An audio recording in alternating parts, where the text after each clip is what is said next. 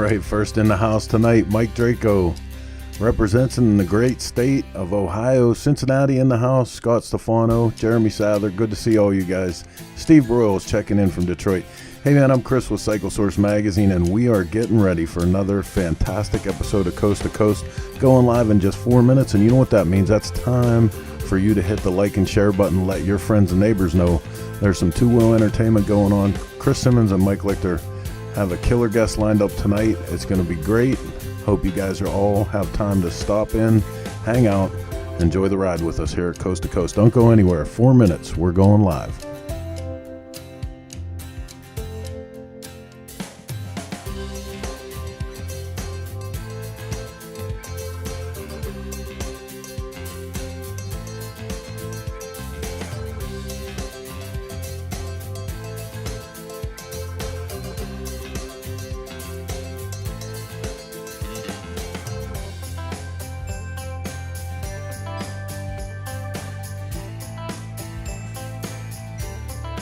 I should have mentioned to you guys, we're coming to you live 50 floors below the street level in the brand new Source Media studio. Yeah, buddy, trying out some new gear today. Anybody who was tuning in this afternoon, I apologize for our test pattern. Scott Stefano, wheels up. Nancy Weems in the house. Carlson Michael, yeah, we're ready. Walter Bednarski from New Jersey. Rob Nussbaum. Check your text messages. I know, it was a hell of a day. I was testing. You know what studio testing's like. Right on. It's going to be great, man. 2.5. Just 2.5. Swansea, Mass. Always good to see you here, Brian. 2.5 minutes. We're going live with another great episode of Coast to Coast. Don't you guys go anywhere. The parking lot's filling up, and we're just about ready.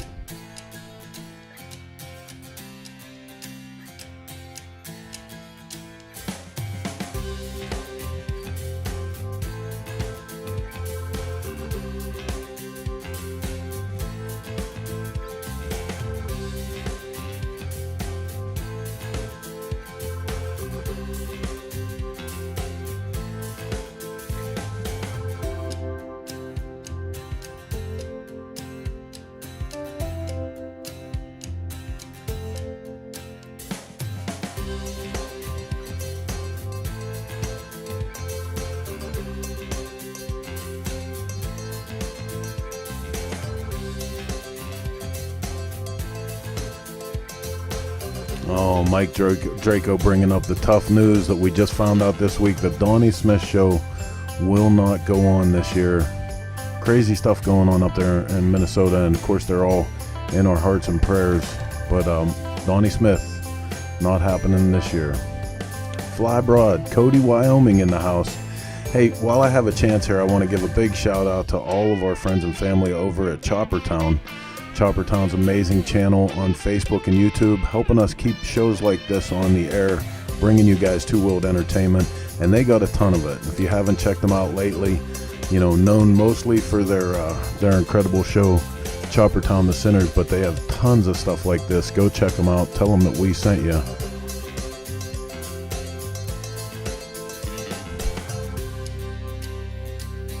Okay, well, it looks like we're coming down to 40 seconds. That means it's time to get this one out of the stable and up onto the racetrack and go live with this week's Coast to Coast. Here we go.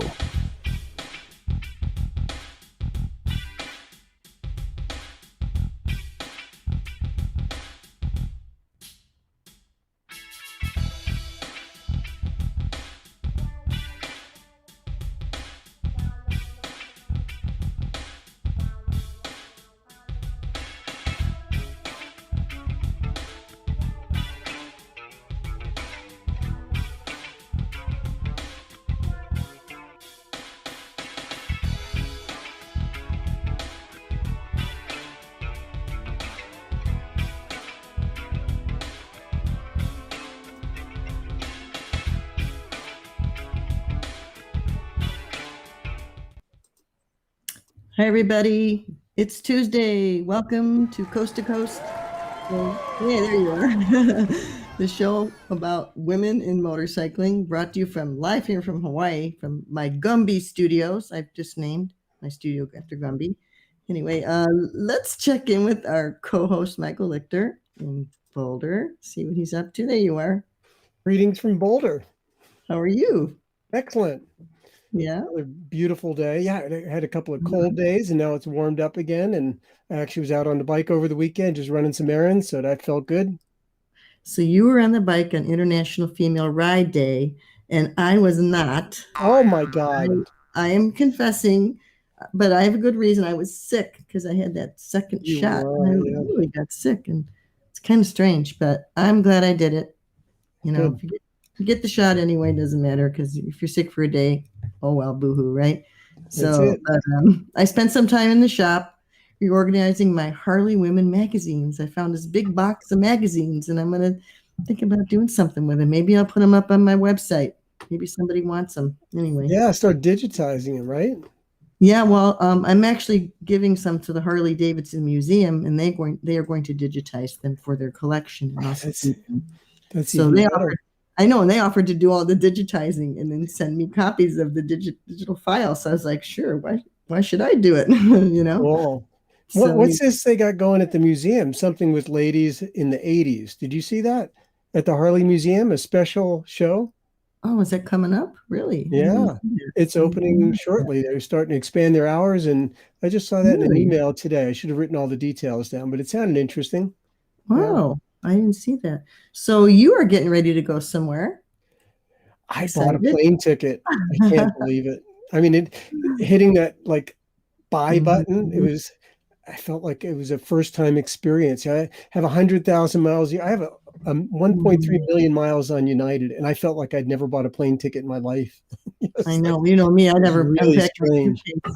I don't unpack my suitcase, and I just bought a ticket too, and I was like, "Ooh, this feels good." I used to do this so often, it was like it was nothing. But you're right. I'm like, "Oh God," but it's cool. So you're going. Tell us where you're going. I'm going to the Tennessee Motorcycle Revival, which includes the BC Moto Invitation. I think there's about 40 builders invited to that. And that's outside of Nashville at the Loretta Lynn Ranch. And that's going to be, I think, on around the 21st or 22nd. So I'm excited to be seeing a bunch of people I haven't seen in a long, long time. That's going to be really fun. Cool. Yeah, So we should talk about some of the events too, because you know, we just had the Women's International Female Ride Day, and I know Ellie Raines had like 600 women show up in Woodstock, Illinois. That was pretty cool. So we could start with the events we missed. Yeah, well, I didn't go to that, but I thought it was good to say she had such a great attendance. But coming up this weekend is the Shimoto's Curves and Corners Ladies Track Weekend, where they go out and they ride, and that is in Willows, California. I know where that is. Well, I'm going to mention another one that I missed because I'm still bummed that I missed the El Diablo run. I'm sure everybody had a great time down there. A lot of people rode down, including from Colorado. I knew a lot of people. But yeah, we still have a bunch of stuff coming up. There's Red River in New Mexico. That's kind of a neat run. I like that. That's Memorial Day weekend. And who knows, maybe I'll make it down there. Yep. And then the Yeehaw, the Litas in Texas are doing their first annual camp out. That's pretty cool. What kind of you forgot your assignment for the week. What? To find out if men are invited to any of these. Well, we got a lot of men listeners. Yeah, we do. That's your job. I don't know about the Litas. Okay, I'm gonna have to write it down. I have to ask the Okay, Litas. next week you got to tell them what the men are allowed to go to. You know, maybe we have some Litas watching. They can chime in, or somebody knows a Lita. You know, they can chime in on our chat thing here and tell us, because I see we have a lot of regulars, but our first commenter tonight was Mike Draco, followed by Scott Stefano and Jeremy Sather. I think you say the name, Steve Broyles, and Dennis Stauber. And then Rob Nussbaum. Always Rob Nussbaum. I'm telling you, there's a whole bunch of messages before we get to the Walter Bednarski and Michael Carlson. These are all in order, right? And then I still haven't gotten to a woman commenter. So you got to start reporting for men too. Well, that's okay. The show's about women, but you know, guys are interested men like women. Guys are interested in women. That's it. There you go. Hi, Flybro. And especially the women that we have on as guests, right? That's right. And we have a great guest, and I know she's sitting there waiting for us, so we should probably bring her out. But I don't know what to say about Brittany. She's just an amazing. There's so much to say about Brittany. She's going to be a great guest, and she has a great story to say. So let's just bring around Brittany Morrow. She can tell you her story herself. There we go. Come on down.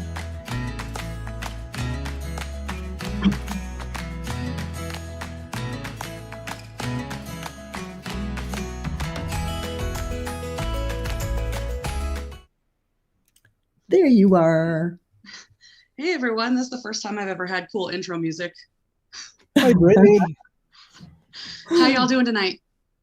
Excellent. And how about you down there in Albuquerque, New Mexico? Yeah. I'm doing fantastic. I hope you do make it down to Red River because I will meet you there. Oh, cool.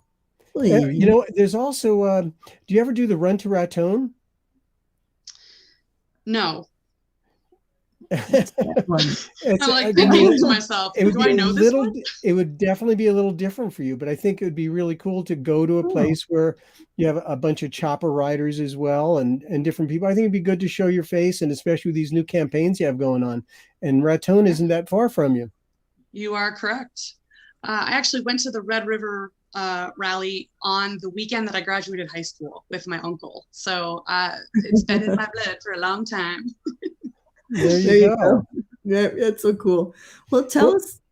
Go ahead, Mike. I'm sorry. No, I was just going to say it is a great run because there's beautiful riding to be done there, isn't it? That what's that triangle that they call it to Santa Fe, and what's the route? The Turquoise Trail. What is it called? The Turquoise Trail. Turquoise Trail. Very cool. And where does it go from and to? It goes through Madrid, up into Santa Fe, and then up towards Taos. Just some really beautiful riding all over the state, really. Everything's gorgeous here. So I'm lucky to live here for sure. Very magical. Yes. That's cool. Every time I think about Albuquerque, I think of the 2010 Cannonball riding in the rain. The monsoon. It comes back to me for some reason. Oh, I forgot about that. Unfair. It's a beautiful place, but it was even beautiful in the rain. Comes back as night terrors, huh? Yeah, right. Wake up in a sweat. Anyway, Brittany has a great story to share, and I'm going to just let her tell it. So, Brittany, why don't you tell us where you got started with motorcycles? Because that's boy, that was the start, and it could have been the end. Yes. So I have been riding as a passenger my entire life. My first ride was with my cousin Chad on his Honda Hurricane when I was 7 years old. But I didn't get my own motorcycle until after I had a crash as a passenger. So I know that's kind of odd, but I'm going to tell that story. And so bear with me because it does have a happy ending. I was 20 years old and I decided to get on the back of a motorcycle with a boy I had just met 2 days before at a party. And he invited me to go on a ride with him and his friends through some of the beautiful riding in New Mexico that we had just been talking about. And so I said, yes, of course, I want to go, but I want to borrow a helmet because I don't have one of my own. So I borrowed a full face helmet from one of his friends who brought it. I'm sure it had been like sitting in the back of his garage for years. It was an 8-year-old double extra large G Max helmet that I probably never would have chosen for myself in hindsight, but I didn't know any better. I just thought a helmet is a helmet, and that's all I needed because that's all anyone had ever required me to wear as a passenger. And it's also anything I really saw anyone riding with, especially the people that I had going on this trip with. So I jumped on the back and I ended up going off the back of that motorcycle, which was a GSXR 750. At a really high rate of speed, about 120 miles an hour. We weren't, we were being young kids and doing, things out of the need for speed and adrenaline. And my goal that day was to look cute and to impress the boy. So I got on the back with just that helmet on. And I wanted to go fast, just like him. And I ended up hitting the ground and tumbling 522 feet down the pavement in just that full face helmet and no other motorcycle specific apparel. So no jacket. Pictures, and I want to warn people. I know sometimes they're hard to look at for me, especially being a mom and being a woman who's been on the ground. But we should probably show some of the photos. What do you think, Mike? Absolutely, yeah. Let's get into it. But I do have to interrupt you, but I do have a question because I've heard this a few times. That I don't know the one detail I don't know. Was this part of a crash, or did you just literally fall off the bike? I fell off the motorcycle. Wow. So there Was was there no anything that slowdown. happened that caused that? Like, was there a lane change? Were you doing something you shouldn't have been doing, or you just fell off? So the rider sped up on a straightaway. His friends took off, so he took off. And the one instruction that he kind of gave me before we went riding was to keep my hands on the gas tank, so that I could hold on to myself when he slowed down. And so I didn't have my arms like wrapped around him and locked. I just had my hands on the gas tank. So when he took off, my visor flipped open and it threw my head backwards and I fell off the back. Oh, man. Yeah. I mean, So yeah. Nobody likes to talk about this, but I'm glad we are, because we need to talk about this. This is something that we need to discuss. So, Yeah, thank you. I'm the cautionary tale. I hopefully everyone had enough time on their trigger warnings there. This is what 50% body coverage of third-degree road rash looks like. I was in the hospital for about 3 weeks when this photo was taken. So you can see on my right leg, those are my skin graft areas. That's where they actually took my healthy skin off my legs so that they could try and patch me up. Right. Yeah, so you see the yellow stuff is actually like netting that they then put on top of the open wound. To try and help the skin grow back on its own. You can see I ripped off both my kneecaps. I shaved off half of my left breast. You can see that in this photo. These are pictures that were really hard for me to share at first because I was really embarrassed about how I looked and showing off these parts of my body. But then I realized as time went by that this is a real human body, and this is what happens when the human body hits the ground at a high rate of speed without any gear on. And a lot of people don't realize that. The skin is the largest organ in your body. And I now know that I really need to take care of it every time I put it at risk. So I share these photos, not to scare people away from riding, but to tell people what the reality is of our decisions and maybe give them the opportunity to choose something for themselves based on that education. So I spent 2.5 months in the hospital and in outpatient physical therapy. So for 2 months, I was in the hospital every single day. And then for a month, or actually about 6 months after that, I was in and out of physical therapy, learning how to walk and talk and brush my hair and sit up in bed. And I was fed through a feeding tube and I had 9 surgeries. There's just a lot of stuff that happened because of this crash. And it brings up a really interesting point. And I know we talked about this when we were doing our pre-show show. I had a helmet on and I was in the hospital for a month and a half, 2 months. And then I was in outpatient physical therapy for 6 months after that. And I had almost $1 million worth of medical bills and I had a helmet on. So the conversation, often comes up, well, you should wear a helmet, you should wear a helmet. Well, I was wearing a helmet, but if we were ignore the rest of our bodies, this is what can happen. I'm not saying that it will. Obviously, my story is extreme, but I do feel like I have a responsibility to tell it. I feel like I have a responsibility to speak on behalf of everyone who's ever been in a crash like this that maybe didn't get to tell their story because they didn't make it. Because when you are this hurt, the chances of you surviving are slim to none. So I don't really know how I survived, except that I got really lucky and I had a lot of love around me. Case in point, this is my mom with a smile on her face because no matter what, my mom's always got a smile on her face. Was there just for you because she was not really. And that's how did your parents deal with this whole thing? I mean, I can imagine psychologically that must have been just a roller coaster for them. That is the hardest part of this whole situation for me is I struggle with forgiving myself for what I did to them. I was 20 years old and I basically turned back into an infant and they didn't know if I was going to make it for about 3 weeks. And I know that their lives were put on hold and I can't imagine the pain that they felt knowing that their little girl might die. And then having to see me go through the hospital, I had 31 conscious sedations to do dressing changes. And it would be about 3 hours of me just begging the nurses to stop because it hurt. And, I had wild mood swings because of the medications that were going through my body, lots of morphine, lots of, Dilaudid and fentanyl and all these crazy drugs to try and keep me at least comfortable. And I'm sure they didn't really even recognize me. So I could only imagine if that's like their last memories of me. That's horrible to think about. So that's been the hardest part for me over the last 15 years since this has happened, is coming to grips with what I did to my family and the people that love me. You know, I'm tough, and I've been fighting back for 15 years, and I'm determined to not let this get me down. But I definitely always will struggle with the emotional side of it. That's really PTSD coming into full fruition as well, simply because PTSD has a tendency to manifest itself in physical ways at the beginning. And if you survive through that, then it starts to manifest itself emotionally. And that's what I'm kind of in that stage right now. As a 15-year survivor, I have emotional issues that I still struggle with. I still do therapy, still struggle with trying to forgive myself for what I did to my family.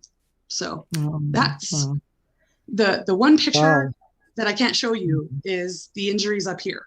And that's, I like to talk about that because it's on top of all the physical injuries. Because a lot of people are like, oh, well, it's just pain for a little while. Well, it could be injury for the rest of your life. Many of my physical injuries are lifelong. My brain injury is definitely going to be the one that I struggle with. Yeah, so you can see the pictures. Is that mostly PTSD, or is there more to it?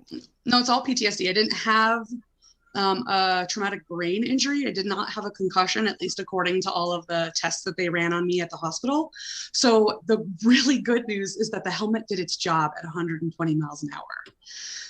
The psyche is what you know is damaged from 2 months of basically torture in the hospital. Yeah, it's I'll tell the story a little bit later about teaching for the military, but I had several members of the military who were going through my motorcycle safety training classes say to me, what you went through was torture, and to come out on the other end of it is pretty fantastic. So I feel really fortunate to have what I have now and to be where I am, because it could have gone a different way, you know. I had to decide that I wanted to keep going. I had to decide that I wanted to live. I had to decide that I wanted to get back on a motorcycle.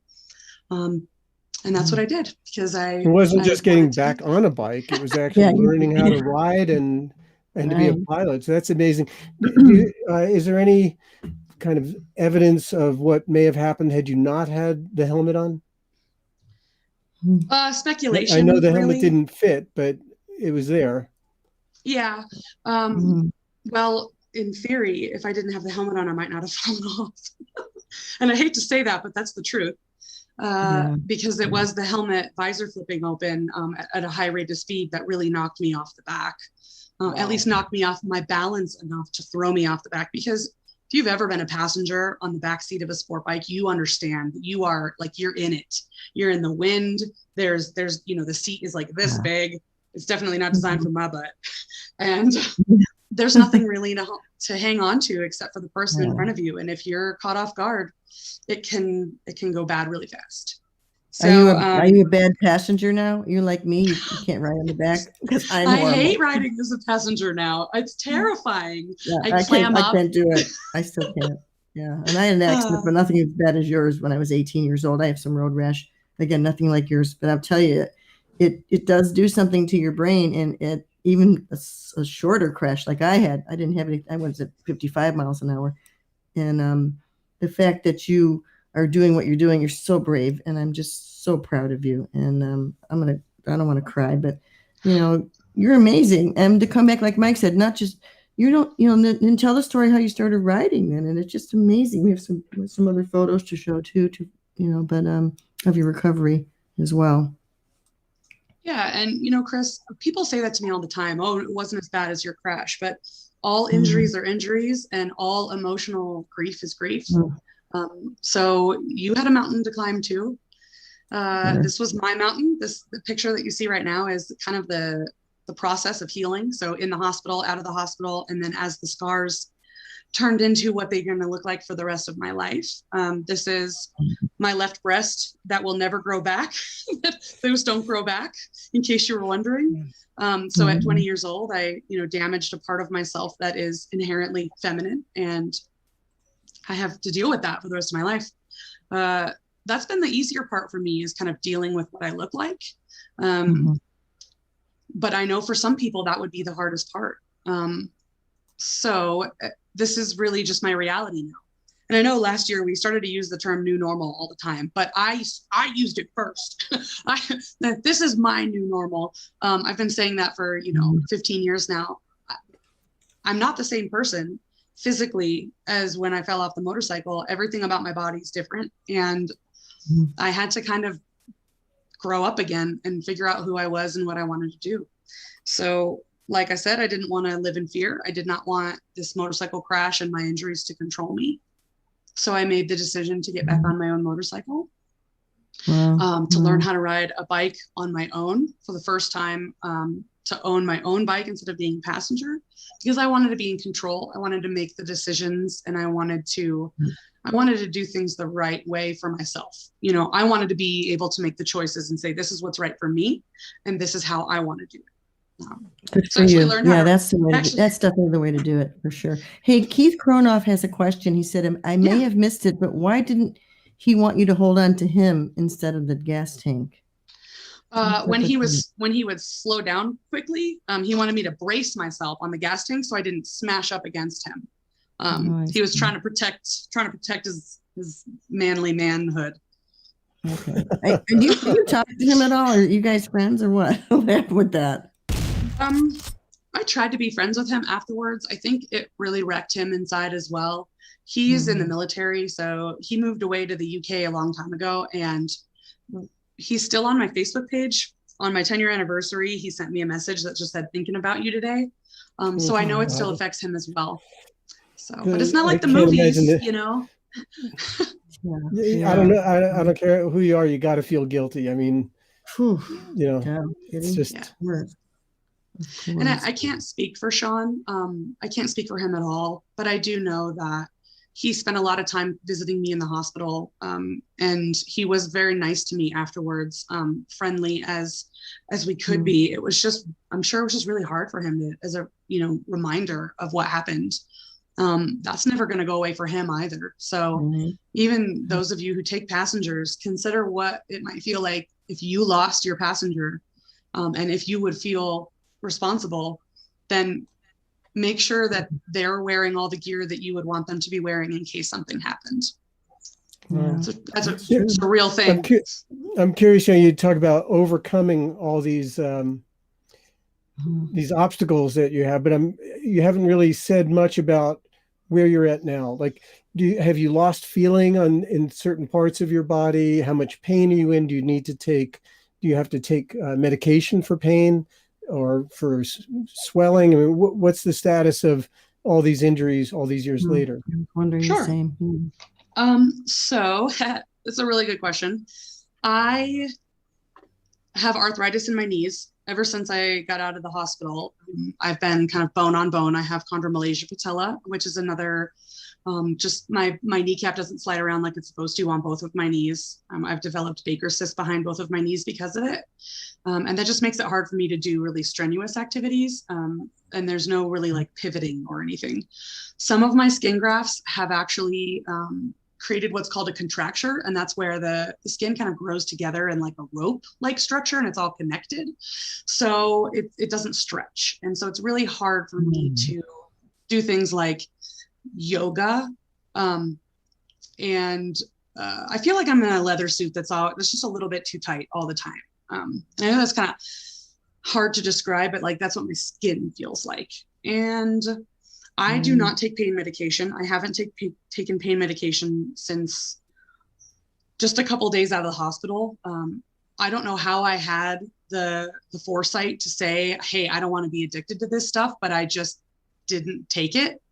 And I didn't like feeling out of control. So I haven't taken pain medication in 15 years. I think the biggest thing I've ever done is got my teeth fixed with, like some Novocaine and stuff. And then of course I had some conscious sedation when I did like my, my checkup where they go in this way and they go in the other way, make sure that your insides are all good. But besides that, Wow. I also have this fear of doctors now. I don't ever want to go to the doctor because I have panic attacks when I'm left alone in a doctor's room. I had a panic attack while I was getting my eye exam, my annual eye exam, just a few weeks ago. It totally crept up on me. But doctors, I'm terrified of hospitals. I hate the smell.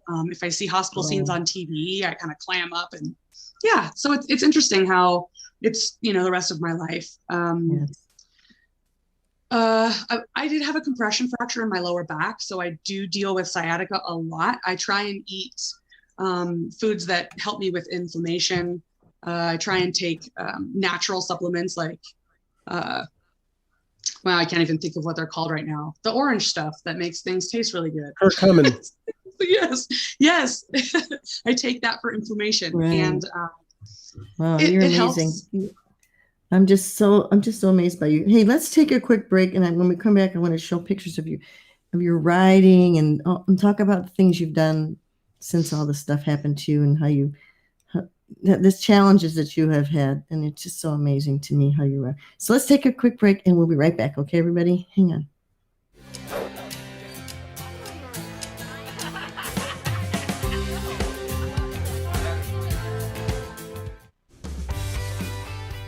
Ever since I was younger than Gavin, I knew that I wanted to ride. I'd see a group of bikes going down the highway with all their gear packed on, and I just thought that I definitely want to do that. That's what I want to do. My current bike is a 2016 Harley-Davidson Road Glide Ultra. I think it would be awesome when he's old enough to ride, I'd love to be able to go riding with him. He won't want to ride on the back forever. We just did an exhaust swap, slip-on exhaust swap.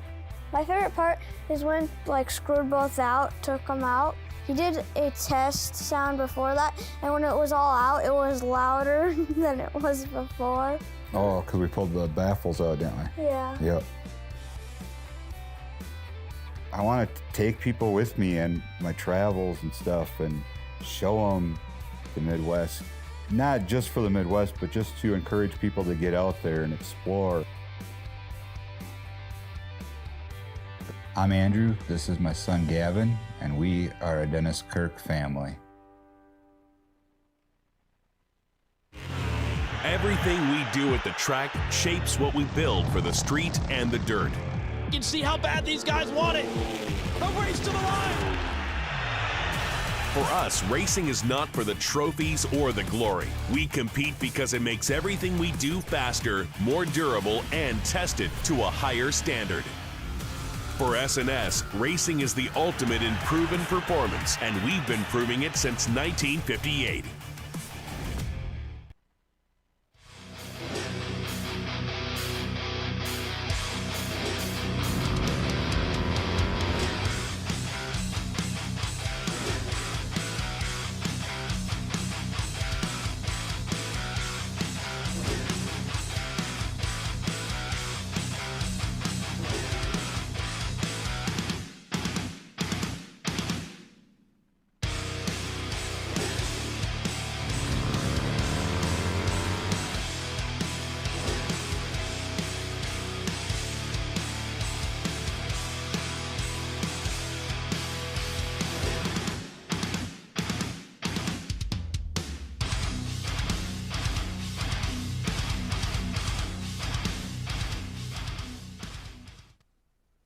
Cool. That was that torque from that show that was last Thursday. I saw part of it. It was really good. Thursday nights. Anyway, back to Brittany. Brittany, when did you get the idea that you wanted to ride a motorcycle after all this?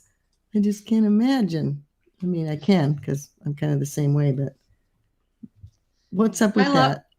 I loved riding as a passenger. I wanted to get my own bike. I just had never taken that step. And there's just something special about riding. And if you're a rider, you get it. I don't have to explain it to you. And I wanted to make my own decisions. And so I said, the only way for me to keep doing this is to get my own. So I did. And I did something really dumb and I went and got a 600cc Super Sport as my first motorcycle ever. I look back on that and I'm like, man, what was I doing? What was I thinking? But what's funny about that is that that's the PTSD kind of coming out in physical manifestation. I really made some very bold moves the first 2 years out of the hospital. Getting back on a motorcycle just a couple of days out of the hospital. I got back on the back of a motorcycle because I said, I don't want this fear to defeat me. So I got back on and I went through the parking lot for about 100 feet. And then I said, okay, that's enough. And then I kept getting back on and I rode with a couple of friends around town. And then I went on a ride with Sean on the same motorcycle on the freeway, just to tell myself that it doesn't always end badly. And after that, I knew I was ready to get my own bike. And so I got that Super Sport because, all the cool kids were riding sport bikes and that's what I wanted. I was in love with the movie Biker Boys since I was in 8th grade. And what did your parents think? Come on. Your parents they were so upset with me. They were upset with me at the time. But now they know how much joy it brings to me and they know that I'm helping people. And I don't think parents could really ask for more, that their kids are happy and that they're doing something good in the world. So I think they've come around. They know that I do everything that I can to try and be safe and keep myself in one piece. I learned to ride my Super Sport on the racetrack. So that is one thing that I did right.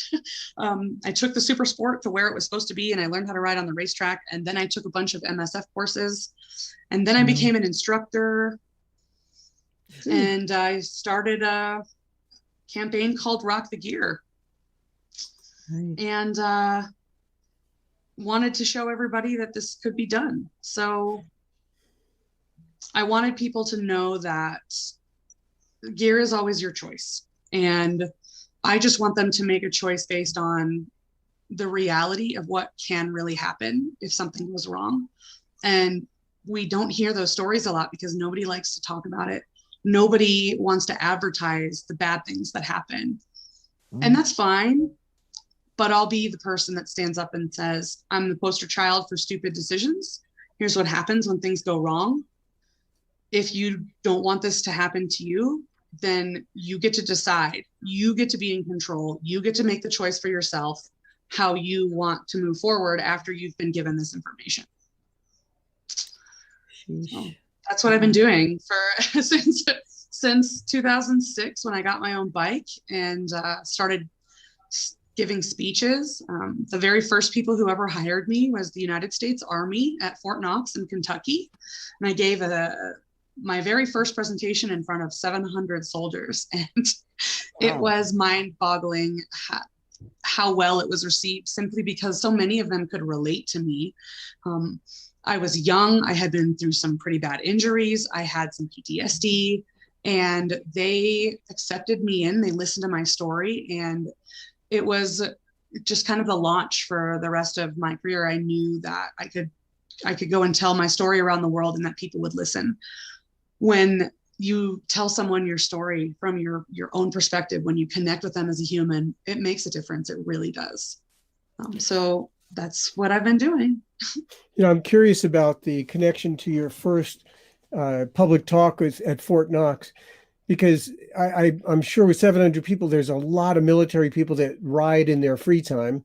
But one question is, do any of them ride in the military? So that's one question. But the other side is, I wonder if the military saw in you as a speaker in addressing risk with motorcycling, if that tied into other risks with the military, because they're dealing with a lot of obviously life and death situations, safety risk, equipment, guns, protective gear, things like that. Do you know if that was at all part of it, or is it just solely because of the bikes?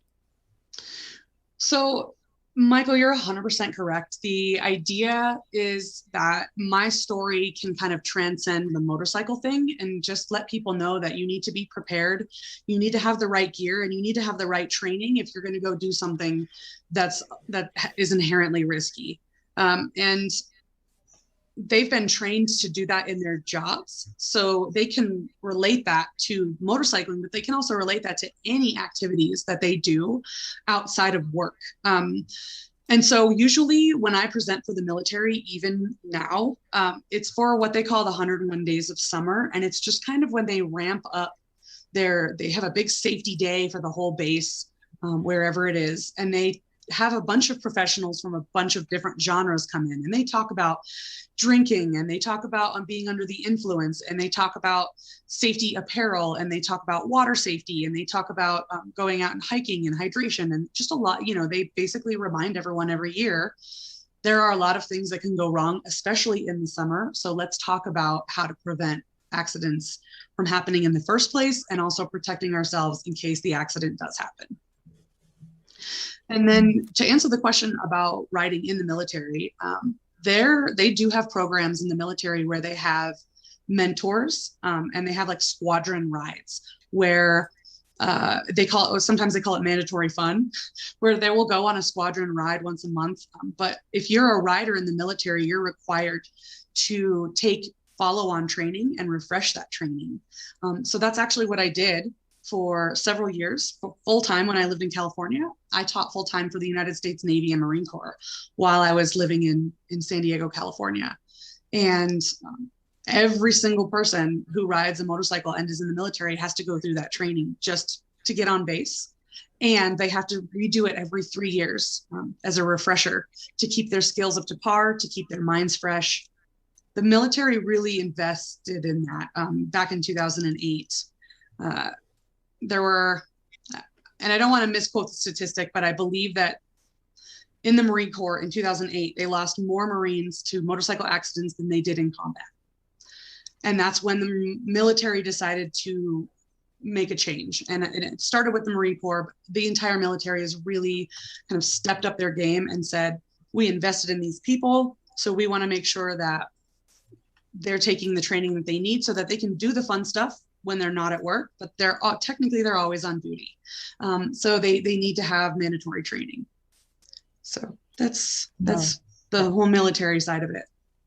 It's been really fulfilling. Things that people don't know, that don't realize it's happening. And I really want to talk about, again, all the places that this has taken you, because I know you love riding in New Zealand. Tell us about that. What's that been like? And what were you doing over there? So New Zealand is really cool. It's just like the most beautiful place I've ever been. The roads are fantastic. No matter where you go, it's gorgeous. I'm biased because I get to go in the summer every year, and kind of the same idea as the military. The ACC is the Accident Compensation Corporation. They put on an event every year along with NZTA, which is the New Zealand Transportation Agency, called Shiny Side Up. And it is they call it the big day out for bikes. And it's basically just a big event to help riders kind of refresh their safety attitudes, getting ready for the summer, their skills. There's a bunch of fun stuff. They have stunt shows. They have local people come out from all of the shops around town to show off custom bikes, and everyone just rides out and has a good time. I've been out there 5 years now, every year for Shiny Side Up, to give my presentation and talk to the riders of New Zealand about their attitudes towards safety apparel, and safety training. So these pictures, I took these photos while I was riding around in New Zealand in 2019. And I mean, it really is, it's one of the most beautiful places, singularly, that I've ever been. It's like all of the national parks in the United States kind of smashed all together. That's what I feel. Without all the people, though, right? Because I mean, I've been to New Zealand, and one of the things I like about it, there are more sheep than people, and I think that's true. It is true. I mean, you get to a big city like Auckland, and of course, there's more population, but you can get out in the countryside, and what a beautiful place to ride, huh? The whole country has 4.5 million people, so less than Denver. Yeah. I've ridden there as well and loved it. But this brings up an interesting question. You're showing these beautiful photographs of New Zealand, of yourself riding there. And you say you go every year. And I'm presuming they bring you over, fly you over, and take care of that, which is, I'm guessing, which would be really nice. But that brings up, how do you get the time? You have a day job and you haven't even mentioned that. So why don't you at least mention what you do during the day and how you're able to get away and do all this other work and fun? Sure. So I work for the coolest woman lawyer in all of New Mexico because I am a full-time office manager at her law firm, but she lets me go on any trip that I want to go on as long as I can make up my work or get the office set up for success before I leave. So she's pretty amazing. Wow, That's awesome. dream job. Yeah. Yeah. Yeah. Does she watch started- you? Has she been to one of your presentations? No, you know what's funny though? Motorcycle Safety Awareness Month started this just past weekend. And we have a bunch of billboards all over Albuquerque that say, watch for motorcycles. May is Motorcycle and Bicycle Awareness Month. She came into work on Monday and she goes, was that you? And I said, no. So what's her name? Give her a plug. What's her name? So I work for the law offices of Erica E. Anderson, and we do civil litigation, personal injury. If you guys ever need anything in Albuquerque or the state of New Mexico and you want a killer woman lawyer on your team and a cool office manager to back her up, you can come see us. Definitely. That's Wow. so cool. Very cool. So now that you're mentioning Motorcycle Safety Month, you have a new project that you shared with us just yesterday. And I have to say, I watched this video, which when you're watching it on Instagram, you have no idea how long it is. And it's a few minutes, I think. And it was thoroughly engaging. It's an amazing project that you're working on. And perhaps it should be on the billboards in New Mexico and around the country as well. Why don't you tell us about this new project? Yeah, so I actually got inspired to do this new project by the lessons that I learned from listening to the other presenters at the Shiny Side Up in New Zealand. So it all comes full circle. So big shout out to Kevin Williams, who has been doing work called The Science of Being Seen for about, 40 years now as a professional motorcycle instructor over in the UK. But really the idea here is that the most common fatal injury for motorcyclists in town is car versus driver, car pulling left in the United States in front of a rider or right in front of the rider over in the UK. But it's called right-of-way violation, basically. And the excuse is always, sorry, I didn't see you. And it's been a problem for as long as we have owned motorcycles. And Kevin's been working on why that is. And he has a massive background in science. And so all of this research he's done has made us realize that there's a lot of reasons why people don't actually see riders. But one of the big changes that we can affect that's quite easy, instead of trying to overcome, the anatomy of the eye and all these phenomenon, is simply to make drivers think about us more, but not just for the month of May when they see the billboard, but connect the human on the motorcycle to someone that they really know and care about so that they never stop thinking about that person on the bike and looking for them out on the road. So my project's called Look for Riders. Lookforriders.com is the website. The idea is super simple. As a rider, you buy what's called the Look For Me kit. It is a set of two stickers and a business card that you use to reach out to 10 drivers. And each driver, it's someone who's already in your life who knows you. And you basically just have a conversation with them and say, I know that you know me. I'm not sure if you know that I ride a motorcycle, but my life is at risk because of this situation that car drivers and motorcyclists have with each other out on the road. It's really hard for you to see me, but it's not hard if you look for smaller objects, if you look for me on the motorcycle. Having that conversation with that driver connects the dots on why it's important to look for motorcycles.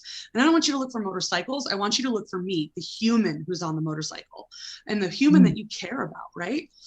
And then the last step is just to put two little motorcyclist shaped stickers, one on the windshield and one on the side mirror. And every time they see those stickers, it reminds them of the conversation that they had with the person that they care about. And then they're going to start looking for riders when they're out on the road because they know what kind of a difference that they can make if they just look for you. Wow. And that's my whole project. Let's roll about just 10 Yeah. seconds or from the middle of this reel Mhm. that you sent, because it just shows you in the car, but it's kind of funny because it's just a headshot for the most of the time. Chris Cal, why don't you roll a little bit of that? You're wondering why I'm in the car. It's for a very good reason, I promise.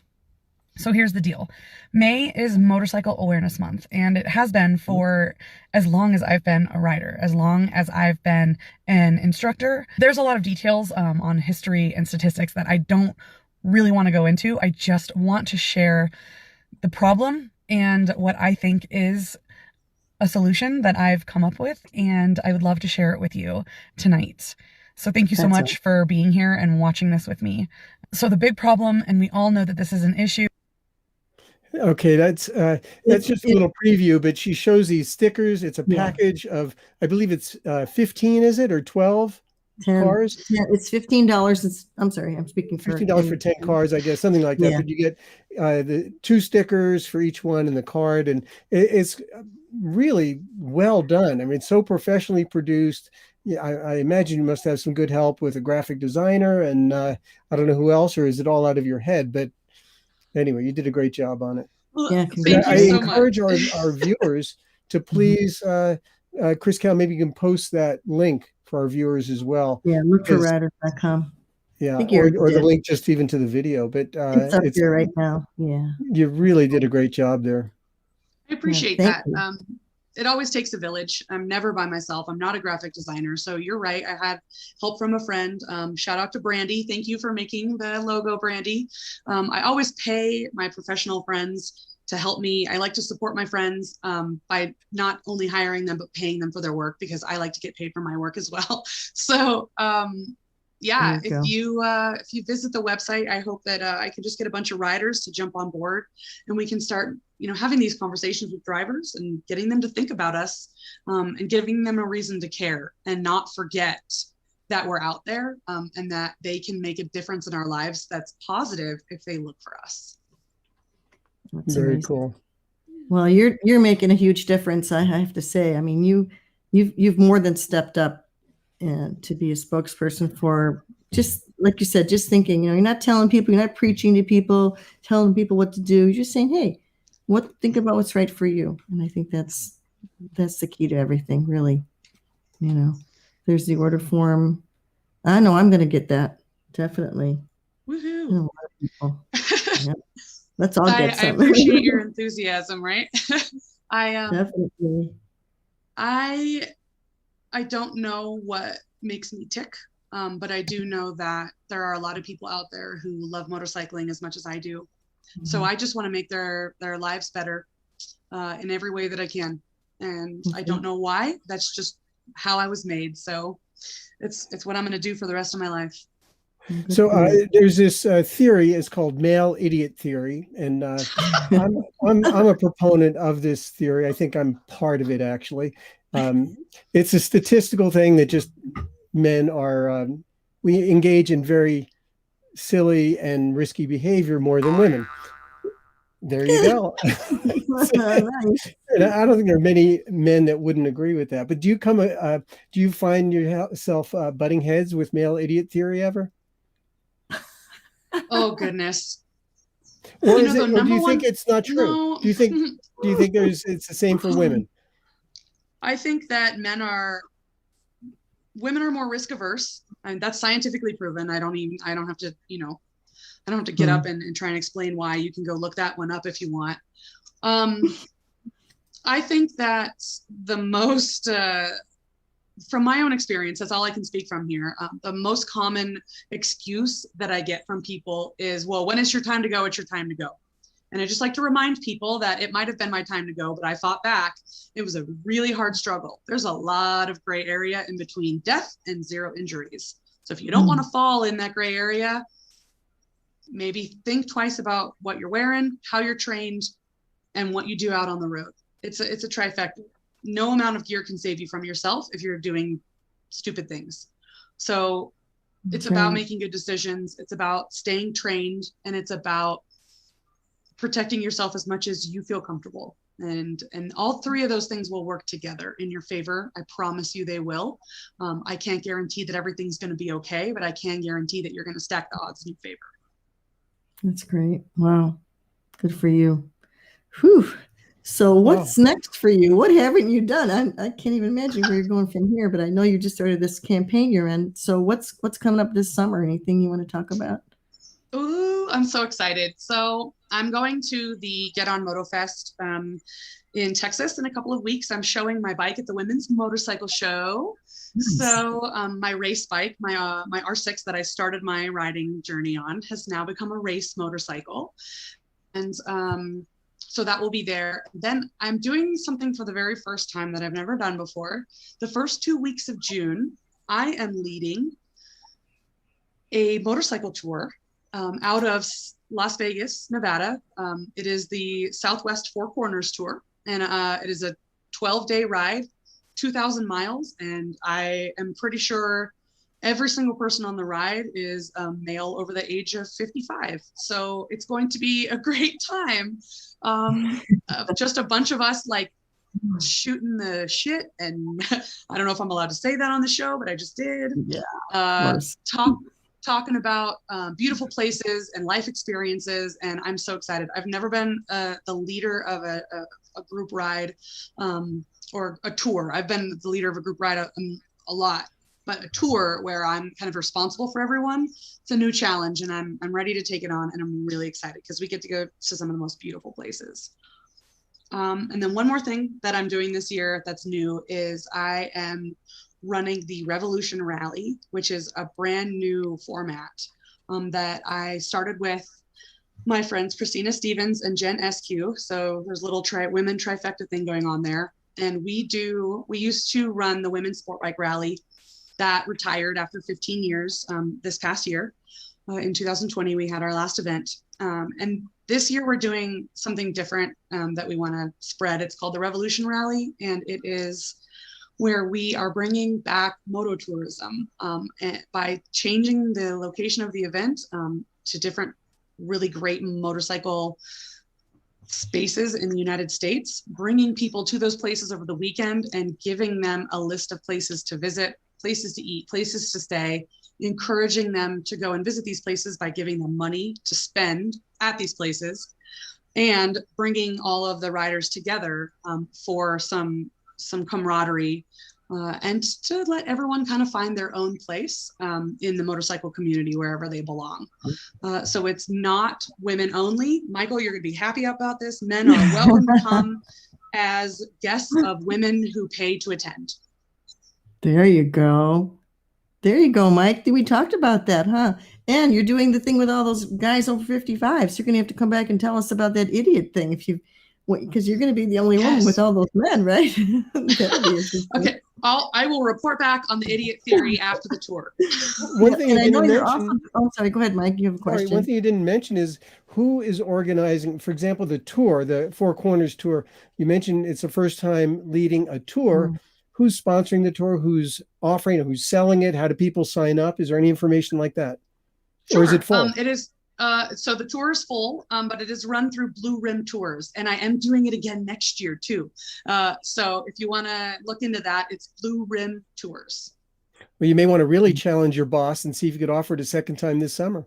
I don't know. I think the law firm would implode on itself at that point. Very cool. That's really neat. That looks great. Blue Rim, where are they out of? And where else are their tours? They're out of North Carolina. So I think that's where the Blue Rim comes from, is it's like the Blue Ridge Parkway. Mm-hmm. But it's also woman owned. Yay, Krista Newhauser. So hooray for women doing cool stuff in our industry. Also doing the suffragist ride that was canceled because of the COVID last year. I guess it's Alyssa Clickinger's ride. Are you doing part of that too, or the whole thing? So I was actually supposed to be a route leader for that event. But when that event got consolidated into only one route, Elisa took back that leadership role, and she's going to be the route leader. So she's going to kind of take take over that role. Obviously, this is her whole event. So I don't get to go on that one this year. I did, however, go on the scouting route with her last year, and we figured out all the cool roads and all the great places to stay that she had lined up. I just got to be the tester with her. So I rode across the country last summer with Elisa. It was awesome. She's great. Yeah, we have to have it. That ride is going to be pretty amazing because I think it starts. Does it start in Portland? It goes. I think it does. Somewhere out. Yep. Portland's all the way to Virginia. I'm wondering, do you have any sponsors? Because with all that you do, you'd be an incredible representative for any company. And I understand that for your website, you don't want to be affiliated with any one company because you want to just recommend people be safe and get the best equipment. But do companies try to get you to use their gear or send it to you at least? So I don't have any sponsorships as far as motorcycle safety apparel goes. I like to test things and I like to write reviews, so I can't be sponsored by motorcycle gear companies. However, I am a mentor with Can-Am Women of On-Road, which is a Facebook group that they started last year. And they are trying to get new women into riding by getting them to try a 3-wheel vehicle instead of starting on 2 wheels. For those who are having balance problems, have safety concerns, for those who just want to try something different and they're not sure if they want to go the motorcycle route, the 3 wheels is another option. And so I've been doing mentorship with them for the last 2 years. Just a massive shout out to their marketing efforts when it comes to women. They increased their sales to women last year by 50% with this campaign. Wow. That's amazing. They knocked it out of the park. So any people who are listening to the show from OEMs, you should take a look at what Can-Am's doing because they figured it out. They figured out the secret and you should copy them. They set the bar extremely high. 36% of Riker owners are women. That blows away industry standards of 20%. Blows it away. Wow. So it's almost double. So OEMs take notice. Can-Am is kicking butt. So, and I'm really proud to work with them because they're dedicated to making a change and getting new riders into the fold, women, minorities. It's awesome. Nice plug. Cool. You are good at this. You have found your place. Let me tell you. I've had a lot of practice. That's great. You really have a lot of passion. You believe in it, and it's given you as much as you give, you get back. So that's wonderful. And you have so many years ahead of you. I mean, who knows what's going to happen? You have a lot in front of you, and a lot can happen. And it's thrilling that we got to know you now and learn what you did in this short time, and to watch you going forward.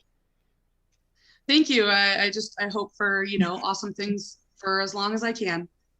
That's all I can ask There's for. some nice comments like Carol DeVecca said she's so sorry to hear about your whole story, but she said you're so strong and courageous, such a courageous woman. Thank you for being brave enough to share it.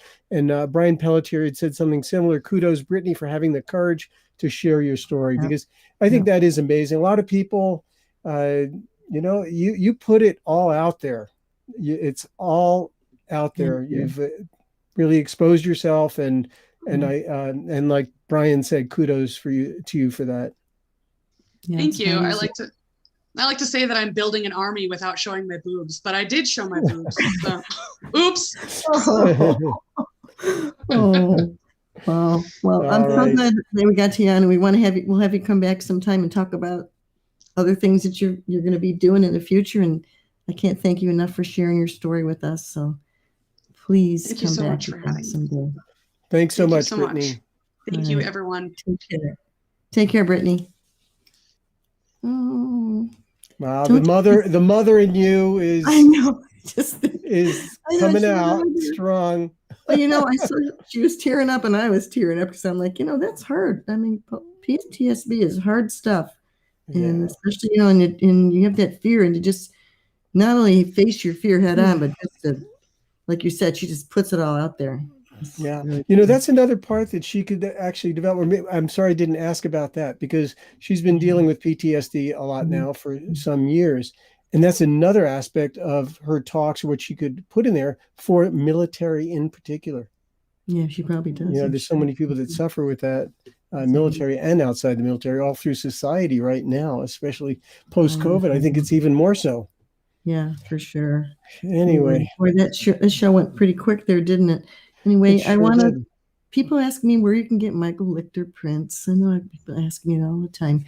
Michael Lichter's website is right up there now. I can see it right there. There you go. Yeah, definitely. There's prints available all through the site. And then I'm going to say that where can people buy Chris Simmons books? Yeah. And they can certainly buy them on her website. So Thank you right so there, much. go back to that. I do want to thank our sponsors this evening, right? We had S&S. We had, what else? We had Torque, S&S Torque, and Dennis Kirk. And I also, with Dennis Kirk, want to thank them personally because there you go. I had my second blog post up today. These are long form, so it's like a big story. And the one that's on today, if you click on Lichter Notes there in the blog, it goes right to today's post, which is Arlen Ness, the King of Customs, 1939 to 2019. You know, I wrote an entire book on Arlen, so it's pretty amazing. I got it down to 1,700 words, but he does have an amazing story that I tried to share in this blog post with you, along with a lot of pictures. So do go to Dennis Kirk's blog and check it out, and check out Dennis Kirk. Definitely great sponsor. For sure. Arlen, what a great guy. Yeah. Anyway, thank you, Chopper Town Cyclist First Media Group. And I do also want to say, tune into the Cannonball Show tomorrow night, Cannonball Chronicles. Their guest is Jim Guilfoyle, really cool guy. Oh, he's very cool. He's really cool. He's a lot of fun. He's a really neat guy. I enjoyed riding beside him and catching up with him. So that's good. And Chopper Town. And then, of course, Thursday night, the new show. Yes, Torque. So be sure to check out Torque on Thursday night. A couple, we had so many of our viewers are regulars. It's so cool to see Steve Broyles come on. He was like the second commenter tonight. And it's kind of fun that whenever he comes on, immediately Rob Nussbaum has to comment back, Poppy, P-O-P-P-Y, with an exclamation point. So clearly that's his name. And also Dean Schaller has been a guest a number of times. Dean Schaller was my editor on the biker side of the magazines from Easy Riders. He was the editor of Biker. And so we did many trips together, and he's actually retired in Iowa now and living in a bank. Dean bought an old bank and converted it into an old biker barn or something. He's got bike stuff everywhere in a downtown bank in Iowa.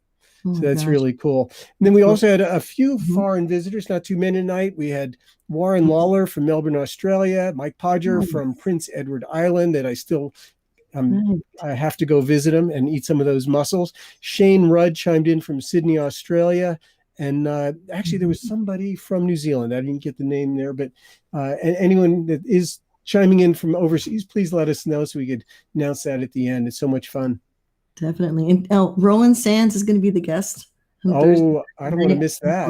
So we have to check that out. My little buddy Roland. It's hard to pin Roland down, right? So he's got him Thursday night. So we all have to tune in for that. And don't forget to check out Brittany Morrow. You can Google her, look at her website, go back through the stream here. You'll see her website. And think about paying $15 for this little package and help support her organization, what she's doing. And it's a really good idea. I mean, who would have thought putting these little clear stickers with outlines of motorcycles in your windows that show the size that the bike would be, and just to train your eyes to be looking for them, or not your eyes, but drivers, your friends that drive cars and trucks. So anyway, very cool. Yeah, really cool idea how they came up with that. She came up with the idea. Think about me. It's more of a personal thing. Don't just think about being seeing motorcycles. Yeah. So think about your relationship, that you care about me and how you're going to make you be more aware. So anyway, it is a Motorcycle Awareness Month in May. So that's a good time to do that stuff. So anyway, all right. So what do you got going this week? Who do we have next week? More stuff, more writing, not shooting. I got to get my equipment all greased up and ready to get on an airplane. My God, I should probably practice running to the airport. I'm so out of practice. But anyway, that's going to be fun. But you're going to be on a plane before me. You're going to be in California and broadcasting from Fort Bragg, if I'm not mistaken. I will be. Yep, going up to look at my bikes, check on my bikes, do a little riding, do a little clean the garage thing, stuff like that. See some friends. So now you're not going to be in Fort Bragg next week, but the week after, is that right? Yeah, I'll be there on the 18th for the show on the 18th. Okay. I think who we have next week? We have Kaylin Ken Thorian? Thorian, yep.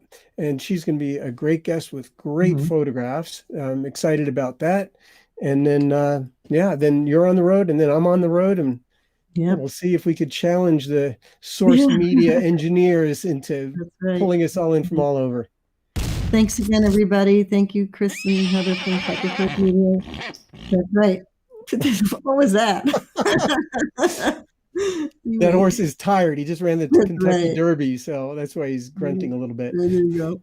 Thank you, everybody. Thanks for tuning in, and we'll see you next week. Join us. See you, Chris. Bye-bye.